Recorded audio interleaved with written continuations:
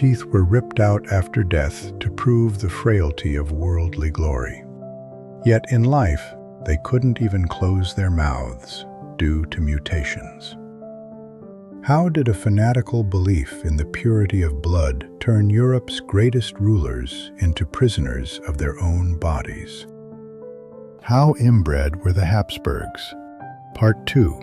The Austrian branch. Royal families throughout history have been notorious for their tendency toward consanguineous marriages.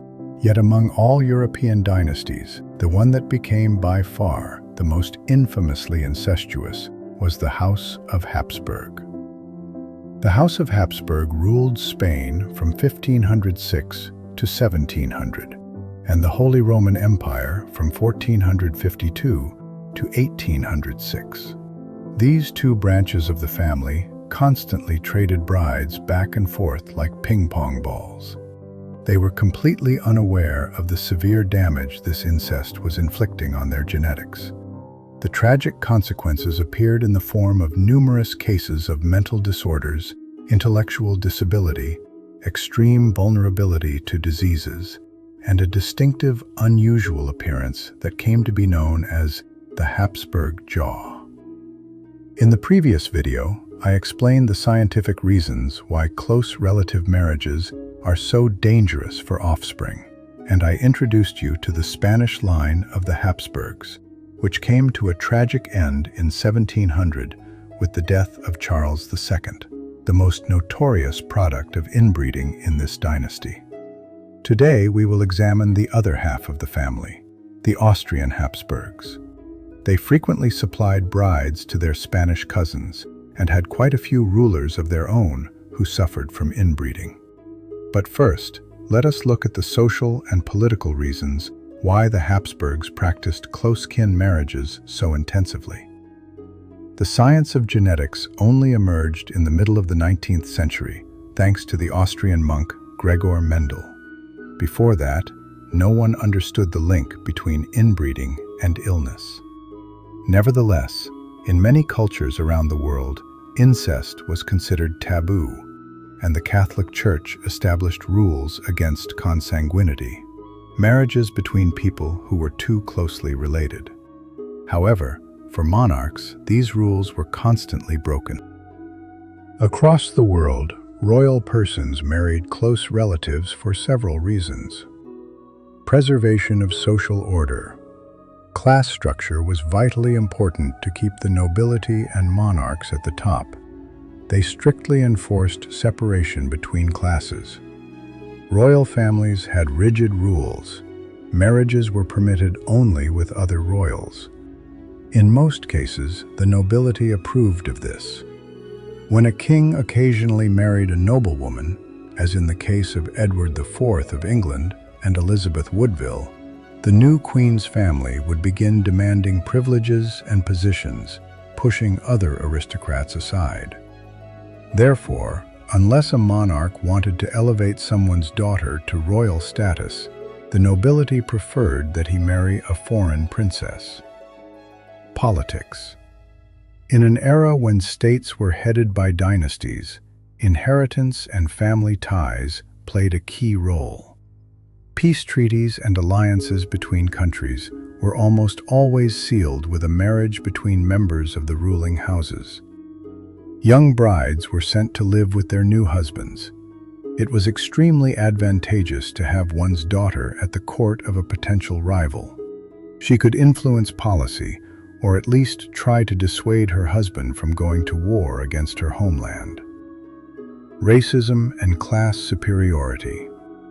The term blue blood originated in the 9th century in Spain, one of the lands the Habsburgs would later rule. Pale-skinned European warriors emphasized their difference from dark-skinned Moors by displaying visible blue veins under their light skin. Sangre azul soon became associated with the wealthy and powerful families of Castile. Nobles deliberately highlighted the visible blue veins on their porcelain skin to distinguish themselves from the sun-tanned peasants who labored outdoors. Portraits accentuated this feature. and ladies even used makeup to make their veins appear even bluer. Since royal and noble status essentially came down to genetic luck, it greatly benefited privileged groups to perpetuate the myth that their blood was somehow different and superior to that of common people. Therefore, they refused to mix their blood with the blood of ordinary folk. Given that monarchs could only marry other monarchs, and specifically those from countries with which their state wished to form an alliance, plus the fact that Catholics and Protestants sometimes married each other, brides were passed back and forth between the same small group of royal families generation after generation. All the royal houses of Europe participated in this incestuous practice, but the Habsburgs stood out especially because they had two branches, the Spanish and the Austrian. These two halves of the family repeatedly exchanged brides to seal treaties. Cousins married cousins, uncles married nieces. Curiously, I have never come across a case of an aunt marrying a nephew. Another unique reason the Habsburgs favored inbreeding was dynastic insurance.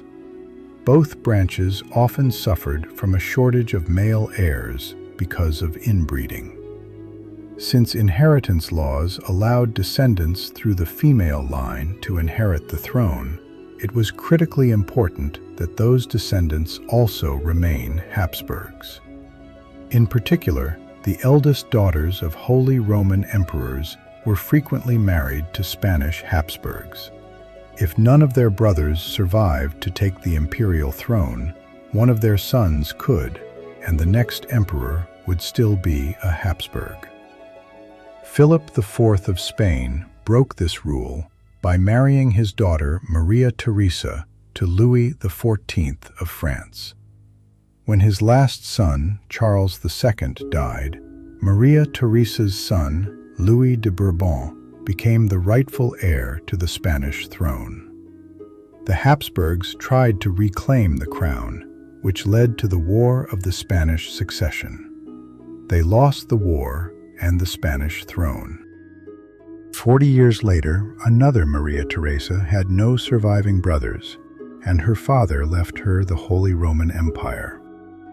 This time, her husband Francis was a Habsburg, and their children remained part of the Habsburg dynasty. And now let us meet the inbred Austrian Habsburgs.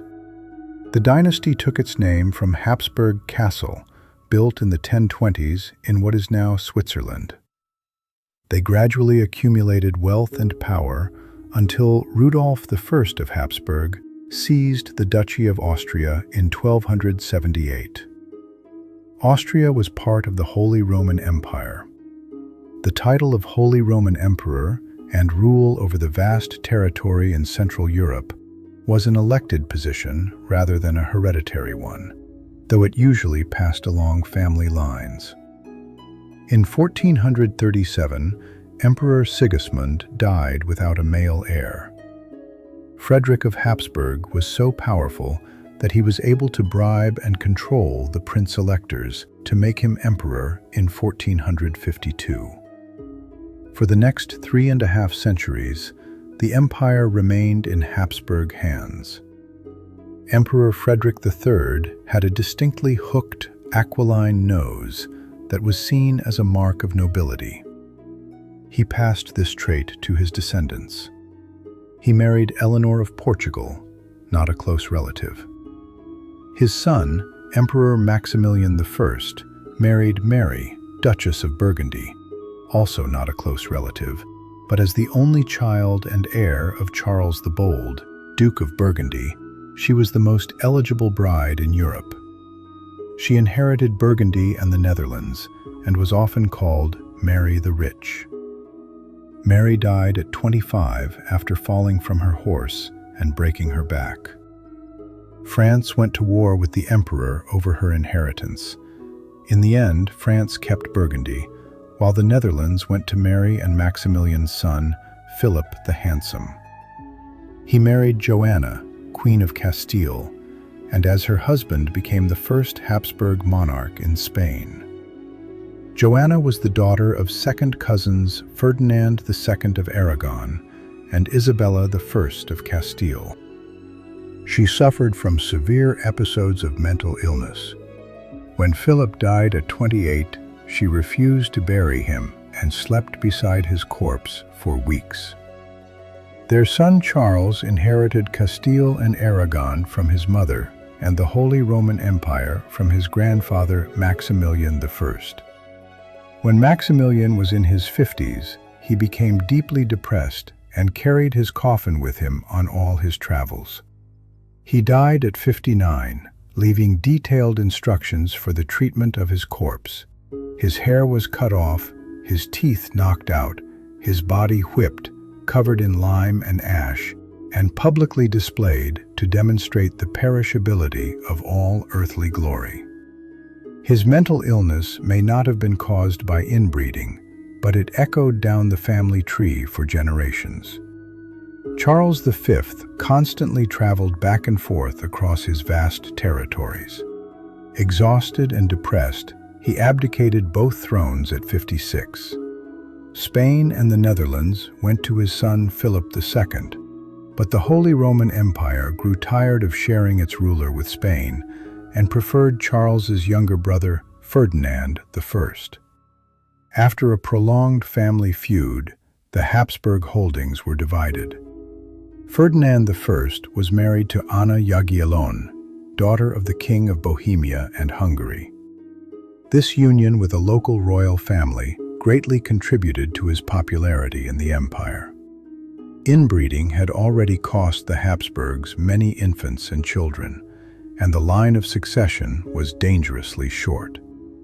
Anna's infusion of fresh DNA in the form of 15 children, almost all of whom survived except 2, gave the dynasty a much-needed boost.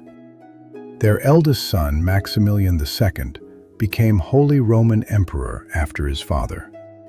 He suffered from poor health throughout his life. He married his first cousin, Maria of Austria, daughter of Charles V, and they had 16 children, 9 of whom reached adulthood. Their eldest daughter, Anna, became the 4th wife of her uncle Philip II of Spain. The eldest surviving son became Emperor Rudolph II. Rudolph was fascinated by art and science, but was a poor ruler. He never married, but took numerous lovers of both sexes and fathered dozens of illegitimate children. One of his sons, Don Julius, brutally murdered a young woman and mutilated her corpse. The emperor became notorious for his sexual appetites and his collection of erotic art. His unpopularity allowed his brother Matthias to overthrow him. Unfortunately, Matthias was also a weak ruler and caused political chaos. At 54, he married his 26-year-old cousin, Archduchess Anna of Austria, but they had no children. When Matthias died, the throne passed to his cousin, Ferdinand II. Ferdinand's parents, Charles of Austria and Maria Anna of Bavaria, were uncle and niece. Ferdinand was deeply religious. He expelled Protestant pastors and forced his subjects to return to the Catholic faith. Protestant Bohemia rebelled, igniting the 30 Years' War, the 4th bloodiest conflict in modern European history, claiming up to 8 million lives and 60% of the population in some parts of Germany. Ferdinand married his first cousin Maria Anna of Bavaria. They had 7 children, only 4 of whom reached adulthood. He died at 59, leaving the throne to his son Ferdinand III. Although Ferdinand III was as devout as his father, he proved more practical and brought the 30 Years' War to an end. The Austrian and Spanish branches of the Habsburgs had stood together against Protestants, but quarreled over territories in Italy. War broke out, and Ferdinand married his cousin Maria Anna of Spain as part of the peace treaty. The marriage was happy, and Maria Anna became an important advisor to her husband. They had 6 children, though only 3 survived infancy. Their eldest son, Ferdinand, died suddenly of smallpox at 21. Fortunately, he had a younger brother, Leopold, to continue the line. Their sister Mariana married her mother's brother, King Philip IV of Spain, and became the mother of King Charles II. During Empress Maria Anna's 6th pregnancy, she died of a fever. The daughter was cut alive from her body, but died a few hours later and was buried in her mother's coffin. Ferdinand married twice more in hopes of producing spare heirs. His second and third wives were both relatives. His first cousin, the 17-year-old Maria Leopoldina, died in childbirth. His third wife, the 21-year-old Eleonora Gonzaga, bore 4 children. Ferdinand III died, passing the throne to his son, Leopold I. At 26, Leopold married his 15-year-old niece, Margaret Theresa, sister of King Charles II of Spain. He insisted that his young bride call him uncle. She was healthier than her brother, but that was a very low bar. Of the couple's 4 children, only 1 survived infancy. Margaret blamed the deaths of her babies on the Jewish people and persuaded Leopold to expel them from Vienna and destroy their synagogues. She died during her 5th pregnancy at just 21. Leopold's next wife was his second cousin, Claudia Felicitas. She died at 22 after giving birth to her second stillborn child. After 20 years on the throne, Leopold still had no male heir, and neighboring rulers began eyeing his throne and empire. His third wife and third cousin, Eleonora Magdalena of Neuburg, was highly intelligent and genetically distant enough from her husband that they produced 7 children, all of whom survived. Thus, Leopold finally secured the succession and the future of the Habsburg dynasty, just in time for the death of King Charles II of Spain and the extinction of the Spanish branch. Leopold died at 65. His son Joseph I married Wilhelmina Amalia of Brunswick-Lüneburg. Not a close relative, but he himself was inbred enough for both of them.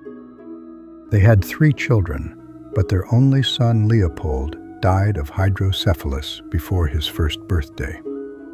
Joseph had numerous love affairs and contracted syphilis, which he passed to his wife, rendering her infertile.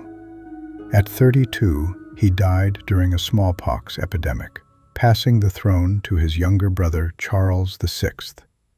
His childless cousin, King Charles II of Spain, had named him successor in an attempt to keep the Spanish throne in Habsburg hands, but his French cousin, Louis de Bourbon, had a stronger claim. Charles lost the crown of Spain, but unexpectedly became Holy Roman Emperor instead. His wife, Elizabeth Christine of Brunswick, was not a relative, but was considered a great beauty. She gave birth to a son, Leopold Johann, but the baby died at 7 months.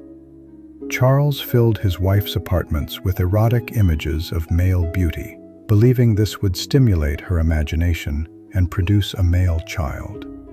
She had 3 more babies, all daughters. The Empress's doctors put her on a regimen of daily liquor and rich foods to boost fertility. These remedies caused her to become obese and ruined her health. With no sons, Charles spent his final years trying to secure the reign of his daughter, Maria Theresa.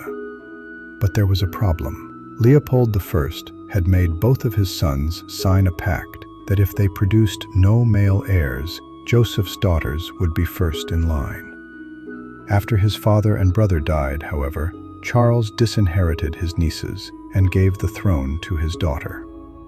War broke out between Maria Theresa and the husband of her cousin, Maria Amalia, Charles VII Wittelsbach. He became Holy Roman Emperor for 3 years, briefly interrupting Habsburg rule, but died at 48, and Maria Theresa reclaimed the throne. She married her second cousin, Francis I. Since women were not permitted to rule in many of the contiguous territories of the empire, she made him co-monarch, but it was obvious who was really in charge. Maria Theresa was a dynamic and talented ruler who presided over a golden age. She gave birth to 16 children. 3 daughters died in infancy, and 3 more children died in their teens from smallpox. The disease was raging across Europe at the time, and the children's weakened immune systems, the result of generations of inbreeding, did not improve their chances. The Empress viewed her children as pieces in the dynastic marriage game and arranged unions for them with royals all over Europe. The most famous was Marie Antoinette's marriage to Louis XVI, making her Queen of France. It is said that Marie Antoinette had a mild case of the Habsburg Jaw, causing her lower lip to protrude slightly and giving her a perpetual pout. Maria Theresa ruled for 40 years and died at 63. Royal dynasties are usually named after the father of the family. Francis I had been a Habsburg, but was also a Lorraine. So from then on, the family is called the House of Habsburg-Lorraine. Joseph II inherited the throne from his mother. He was exceptionally intelligent and had brilliant ideas for reforming the nation. But he was terrible with people and imposed harsh measures to force everyone to follow his will and vision. He became extremely unpopular with the very people he wanted to help. His first wife, Isabella of Parma, bore 3 children, only one of whom survived. She died giving birth to her 4th. Joseph was heartbroken and devoted himself to their one surviving daughter. She died of a lung infection at 7 years old. The emperor was pressured to remarry, but his second wife, Maria Josepha of Bavaria, died of smallpox 2 years after the wedding. Joseph died at 48, and the throne passed to his brother Leopold II. Leopold married Infanta Maria Luisa of Spain, daughter of Charles III. Since the Spanish royals were now Bourbons and not so closely related, they produced 16 healthy children, securing the dynasty. Their son Francis II married 4 times. His first wife, Elizabeth of Württemberg, died in childbirth. The daughter also died at 16 months. His second wife was his double first cousin, Maria Theresa of Naples and Sicily. They shared all 4 grandparents, Maria Theresa and Francis I, and Charles III of Spain and Maria Amalia of Saxony. They had 12 children, only 7 reached adulthood. Maria Theresa died giving birth to their 12th child. Francis married again, first to another first cousin, Maria Ludovica of Austria-Este, then to a non-relative, Caroline Augusta of Bavaria. Both died childless. During Francis's reign, the French rose up against his aunt and uncle, Marie Antoinette and Louis XVI, and beheaded them. After the Revolution, General Napoleon Bonaparte seized control of France, proclaimed himself emperor, and began expansion by invading neighboring states, including the Holy Roman Empire. Francis allied with Britain, Russia, and other powers to stop Napoleon.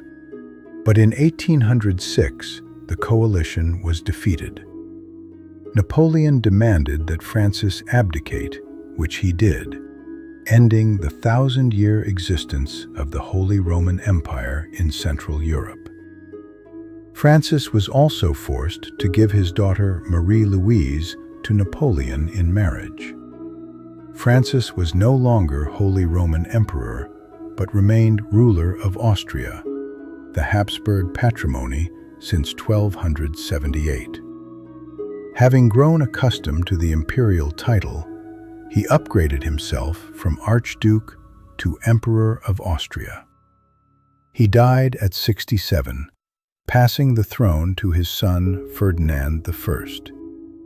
Because he was the product of a marriage between double first cousins, Ferdinand suffered from hydrocephalus, neurological problems including epilepsy, and a speech impediment. His intellectual disability and up to 20 seizures a day made effective rule impossible, so a regency council was appointed. Nevertheless, he married Maria Anna of Savoy, not a relative. The court physician considered it unlikely that he would be able to consummate the marriage. When he tried, he suffered 5 seizures, not an ideal wedding night. Ferdinand is best remembered for his reply to his cook when told he could not have apricot dumplings because apricots were out of season. "I am the emperor, and I want dumplings." In 1848, revolutions broke out across Europe with demands to end monarchy. When informed of the uprisings in Vienna, the emperor responded, "Are they even allowed to do that?" Suddenly, having an unstable, demanding emperor who did no actual ruling became a bad look for the regime. Ferdinand was persuaded to abdicate in favor of his 18-year-old nephew, Franz Joseph I. Ferdinand retired to Prague Castle and lived to 82. Franz Joseph I was a shy and indecisive man controlled by his mother, Sophie of Bavaria. She wanted him to marry one of her nieces, so he wed his first cousin Elizabeth in Bavaria. The empress, known as Sisi, was a beauty and style icon. Their first daughter, Sophie, died at 2, but they went on to have 2 healthy daughters and a son.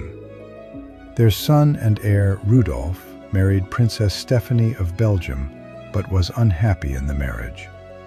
He died in a suicide pact with his mistress, Mary Wetzera, at his hunting lodge. The next heir was his nephew, Franz Ferdinand, son of second cousins Archduke Karl Ludwig and Maria Annunziata of Bourbon II Sicilies. This generation of Habsburgs, who married in the 1850s, was the last to engage in incestuous unions.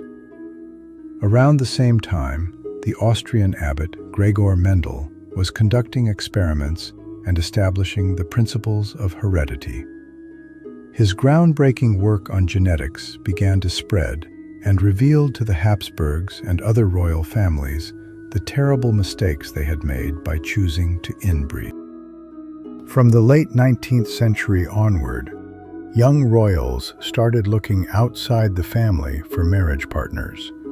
But centuries of entrenched royal dogma made this difficult. Franz Ferdinand fell in love with a commoner, Sophie Chotek, but he was forbidden to marry anyone below royal rank. He had to renounce any future children's rights to the throne before he was permitted to wed Sophie. Yet the Habsburgs could not so easily escape their burdensome genetic legacy.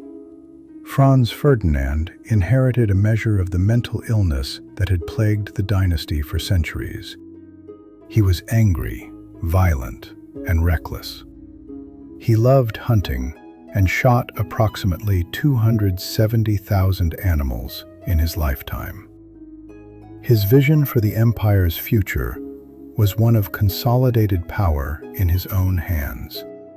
He regarded Slavs and Jews as subhuman and referred to Serbs as pigs. Many of the people he would one day rule dreaded his accession. Among them, a young Bosnian Serb named Gavrilo Princip, who in 1914 assassinated Franz Ferdinand and Sophie.